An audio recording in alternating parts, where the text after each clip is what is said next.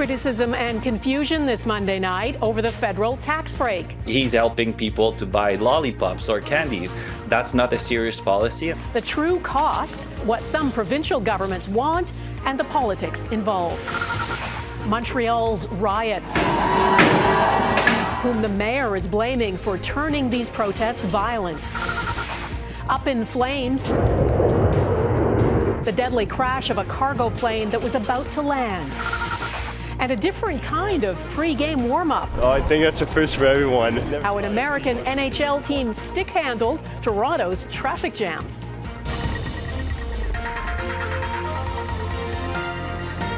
Global National with Donna Friesen. Good evening and thanks for joining us. As Canadians plan for the holiday season and try to keep costs down, there is some confusion and frustration over the temporary tax break and cash handout promised by the Prime Minister. The devil seems to be in the details. What exactly will be exempt from the GST is mired in bureaucracy, and some provinces that have harmonized sales tax want to be reimbursed for what they will lose in revenue. There's no question the tax break will make some things cheaper. And as Mackenzie Gray reports, that's the political payoff the Liberals are counting on.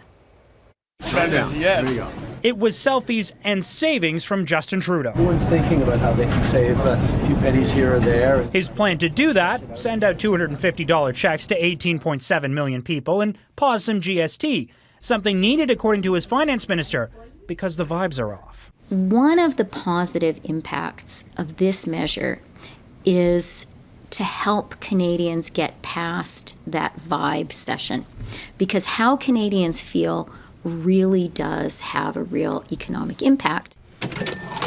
To improve the vibes, over $6 billion in proposed tax freezes and checks. But that could rise by hundreds of millions, with both New Brunswick and PEI wanting Ottawa to reimburse them for provincial sales tax that won't be collected. I'm really optimistic that we can have a good partnership with the feds that sees that $62 million not come out of our revenues.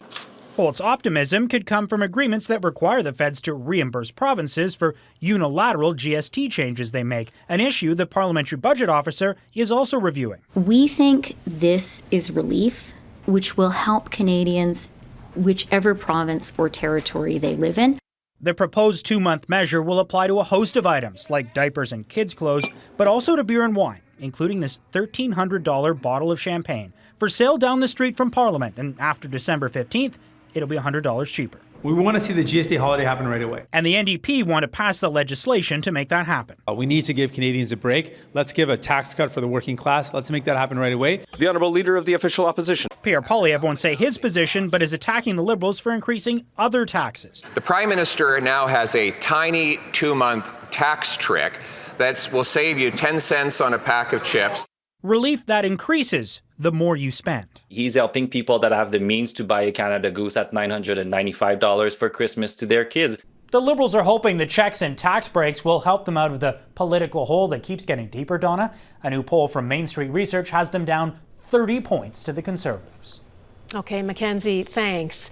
The recent protests in Montreal that turned violent are still being investigated by the police, and some Jewish groups are calling for a national forum on combating hate crimes, terrorism, and anti-Semitism. The Centre for Israel and Jewish Affairs says the time for action has arrived. Together, our leaders must develop a concrete plan to combat Jew hatred. This forum should bring together federal, provincial, municipal leaders alongside law enforcement and legal experts to coordinate a unified national response.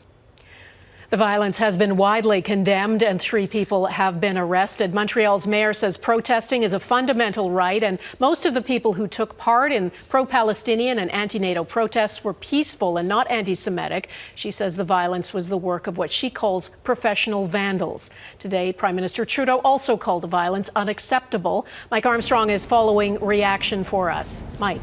Well, Donna, Trudeau took to the stage this morning with a prepared speech about NATO and spending, but he took a moment before starting to talk about Friday first. Trudeau called the rioting deplorable and unacceptable. The people responsible, he said, should be pursued and punished. Canadians have the right to protest, but not in the way it happened. There is never any room for anti-Semitism, for hatred, for discrimination, for violence. Friday was actually two protests that merged. One was called by a pro-Palestinian group, the other by an anti-capitalist group. They converged and marched together. We've all seen the images. But Montreal's mayor says the violence was by what she calls professional vandals, people who latched onto the event basically to break things. You know, it could have been any other type of protest. They would have been there to do that, to destroy. The mayor says she expects more arrests, that many involved are known to police. That said, many were wearing masks, something that makes investigating what happened harder. Montreal tried banning masks at protests in 2012 during student protests that turned violent. That ban was struck down by a judge as unconstitutional. Final solution is coming your way. Well, a mask wasn't enough to hide this woman's identity. During a protest Thursday, she was recorded making clearly anti-Semitic comments. Her name went public and the reaction was swift. The woman operated 2 Second Cup coffee shops in Montreal's Jewish General Hospital. The coffee chain over the weekend terminated her contract. Monday, one of the coffee shops was closed. The other was giving out coffee for free. Second Cup says it hopes to reopen the stores fully soon, but in the meantime, the employees, about 12 of them, are still being paid. Donna? All right, Mike Armstrong in Montreal, thanks. The pressure on Canada to increase defense spending came up at the NATO meeting in Montreal today. Prime Minister Trudeau says the country is on its way to meet the NATO benchmark of 2% of GDP in the next 8 years. But there are new calls to push forward that timeline and the spending. Touria Izri reports. Patience has been wearing thin among Canada's allies when it comes to defense spending, and it will likely be even thinner when Donald Trump takes office. Speaking at a NATO meeting in Montreal, Prime Minister Justin Trudeau says Canada is on track to meet the target it's missed for years. We are on a clear path to reach 2% in the coming years, because we know that the world is changing and Canada, along with our allies, needs to be ready for it. Canada is one of just 8 members of the alliance not hitting the benchmark. Trudeau has pledged to get there by 2032. But calls are growing to speed up the timeline, including from the Business Council of Canada. We're going to be left behind. In a new report, it urges the federal government to get to 2% by 2029, 2.5% by 2034, and 3% after that. The council says senior U.S. officials have repeatedly warned that Canada's preferential access to the U.S. export market could be jeopardized otherwise. There is some significant risk caused by Canada's misalignment with our closest security and economic partner. It's important to NATO. A sentiment shared by a Republican senator from Idaho who spoke to the West Bloc's Mercedes Stephenson. If Donald Trump was sitting right here, you'd get a big guffaw out of him on 2032, because that's a long ways. For what we're dealing with in the world right now, that's an eternity down the road for us. Canada's Defense Minister Bill Blair is leaving the door open. They want us to go faster, and I'm ready to go faster. A report from the Parliamentary Budget Office last month found that if the federal government wants to keep its promise and reach that 2% target by 2032, it would have to double defense spending to almost $82 billion a year. Touria Izri, Global News, Montreal. U.S. President-elect Donald Trump has posted his opening salvo in what are likely to be tough trade negotiations once he takes office. Trump says on his first day in office, he will sign all necessary documents to charge Mexico and Canada a 25% tariff on all products coming into the United States. Trump says they will remain in place until the two countries clamp down on drugs, particularly fentanyl and migrants crossing the border illegally.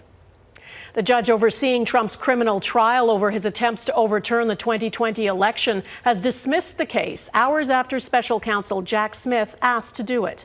It brings an end to the case that alleged Trump conspired to overturn his loss to President Joe Biden, leading to the storming of the U.S. Capitol. Trump was also indicted for hoarding classified documents and obstructing FBI efforts to retrieve them.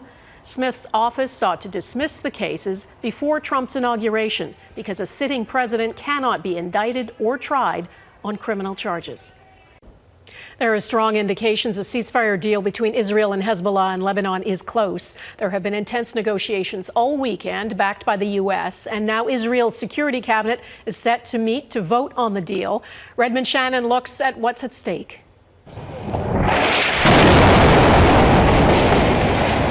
destruction in southern Beirut. Another high-powered Israeli airstrike on the Lebanese capital after a weekend of intense bombardment targeting Hezbollah, including one strike that killed more than 24 people.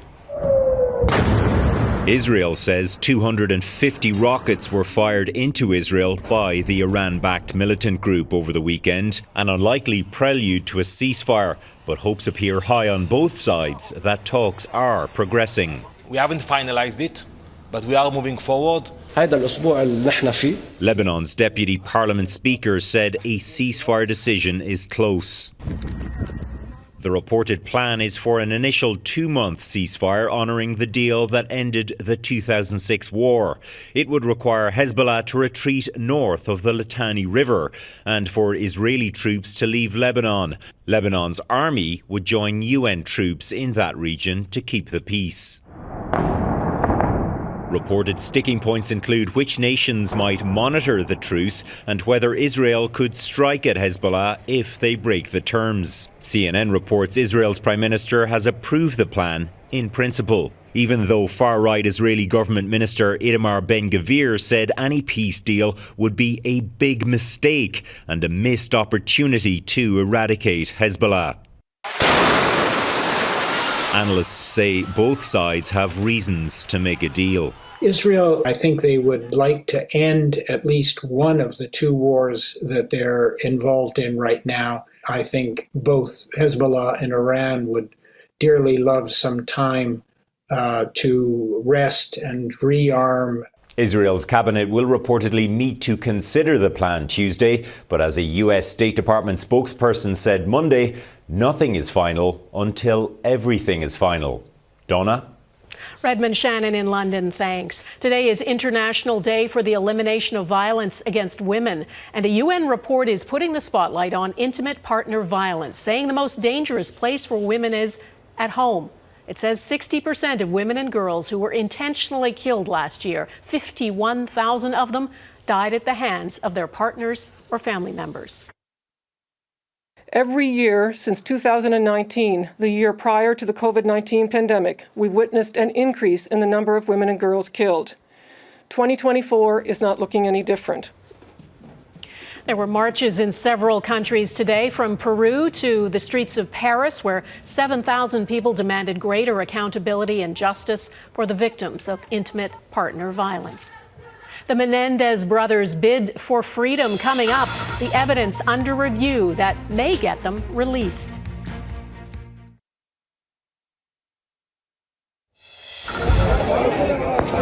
A police officer has been killed and more than 50 people injured during protests in Pakistan. Supporters of jailed former Prime Minister Imran Khan have been marching toward the capital, demanding his release from jail and the government's resignation. The city is under lockdown. Police and paramilitary forces are hoping to block thousands of demonstrators, but a large convoy has made it to Islamabad. Khan is in prison on multiple charges, from corruption to abetting violence, and remains deeply popular with the people.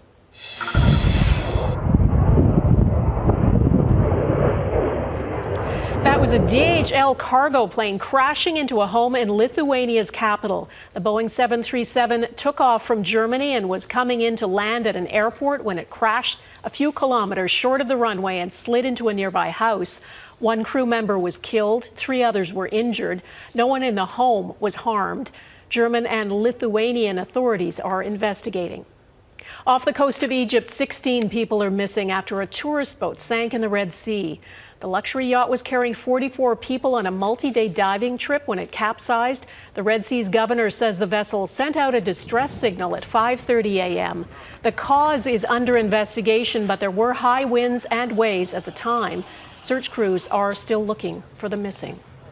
In the U.S., there's renewed attention on a notorious decades-old murder in Los Angeles. Brothers Eric and Lyle Menendez are serving life sentences without parole for killing their parents in 1989. Today, their case was back before a judge as part of a new push to review the brothers' convictions. Bianca Fascini reports on what could clear the way for their release. For the first time in decades, the Menendez brothers are back in court. It was quite a moving experience, at least from where we sit. A lottery was held for just 16 seats in the Los Angeles courtroom Monday, where a judge pushed back a sentencing hearing until the end of January. It's the latest development in a case that's garnered international attention and spurred movies, podcasts, documentaries, and more. I saw the Netflix show and the documentary, and I remember this trial when it happened, and I think that they were really done an injustice. Eric and Lyle Menendez, who have been serving life sentences for murdering their parents, filed a petition to review their case in light of new evidence. One piece of evidence is an allegation made last year by a member of the boy band Menudo, who claims the brother's father raped him in the 1980s. Another piece of evidence is a 1988 letter Eric wrote to his cousin detailing the abuse he suffered by his father. In 1989, when Lyle was 21 and Eric was 18, they fatally shot their parents, Jose and Kitty Menendez. Their lawyers argued it was self-defense after enduring years of abuse at the hands of their father. The prosecution argued they were after their parents' money. The brothers were convicted of first-degree murder and sentenced to life without parole. The original prosecutor still stands by her case. The law doesn't allow them to kill their father, even if he was a child abuser.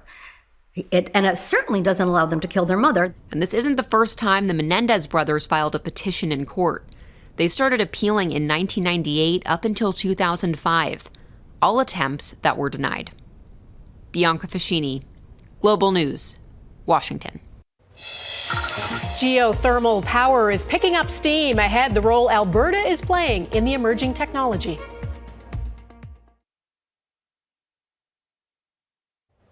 There was a boost today for clean, renewable energy from an unlikely place, the government of Alberta. It announced a $50 million plan to leverage the skills of the province's many oil and gas drillers to look for sources of geothermal energy locked deep underground. The challenge, as Heather Yurix-West explains, is making the cutting-edge technology commercially viable so it can compete with oil and gas. Almost 8 decades since it first struck oil, drilling has become a part of Alberta's DNA. It's no exaggeration to say that Alberta's drillers are the best in the world. But the next chapter of drilling in this province, Alberta's government says, won't focus on oil and gas alone. Because clean energy sources like geothermal, which pipes water deep below the surface to be heated by energy from the Earth's core, can be harnessed from drill sites too. There's never really been a place for the experts to flex their creativity and to try out new techniques, until now. And so the Alberta government is giving energy companies open access to a new drilling test site, the location still to be determined, and investing $50 million in an industry-accessible research acceleration fund. Public-private partnerships are extremely important. It's blended finance. And what we're really doing is using the public side of it to accelerate market activity and get us to where we need to go faster than we normally would. Calgary-based Ever Technologies says the race to scale geothermal technology is underway around the world. Thanks to significant investment from the German government and the European Union, its first commercial geothermal power plant is set to come online very soon. But the technology is still costly compared to natural gas. There's incremental improvements we're making with geothermal, but through things like the Accelerator, we're talking about fundamental new technology that can drastically reduce the cost of it. The same could have been said about wind and solar in the early 2000s, and now they're the most cost-effective for power generation per kilowatt hour by a pretty significant margin. The hope here that a made-in-Canada breakthrough in technology can allow geothermal to do the same. Heather Yurix-West, Global News, Calgary. Caught in a jam. Next, Utah's NHL team gets a taste of Toronto traffic.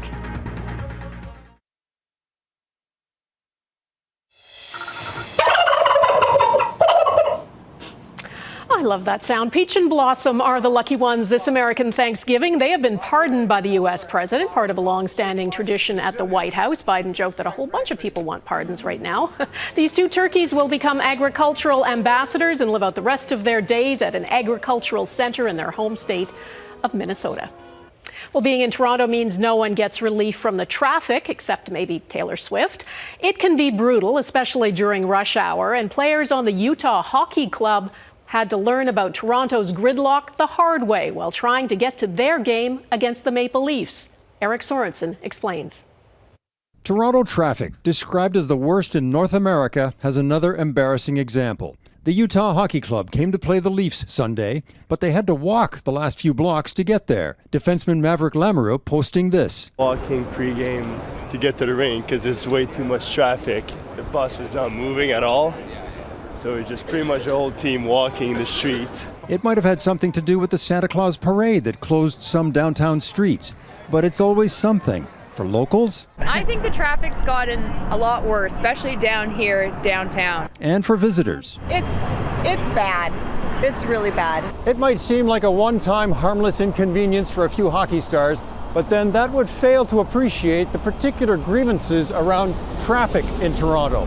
And among the aggrieved is the Premier of the province. Toronto is an absolute nightmare. Doug Ford thinks the traffic is so bad, he proposed a law to remove some bike lanes that was passed by the Ontario legislature on Monday. Can we ask you what you think of traffic in Toronto? It's always terrible. How terrible? Last summer, singer Niall Horan had to walk to his own concert in Toronto. In all of the years playing shows, I don't think I've ever walked into a venue. And at Toronto's Honda Indy race, Australian Lockie Hughes was almost late. I got stuck in traffic as well, so actually rented a bike to get here in time. And he's a race car driver. Now the Premier has another instance he can point to. The Utah Hockey Club has to get out of the bus and start walking to the hockey arena. It's just unacceptable. It all seemed like a bit of a lark for the Utah hockey players. So I think that's a first for everyone. Never saw that before. Little did they know what a hypersensitive issue they were touching off in this city. Eric Sorensen, Global News, Toronto. And that is Global National for this Monday. I'm Donna Friesen. Tonight's Your Canada is from Vancouver's Falls Creek. Look at this. A pod of killer whales came within meters of a local ferry. What a sight. Thanks for watching and hope to see you here again tomorrow. Bye-bye.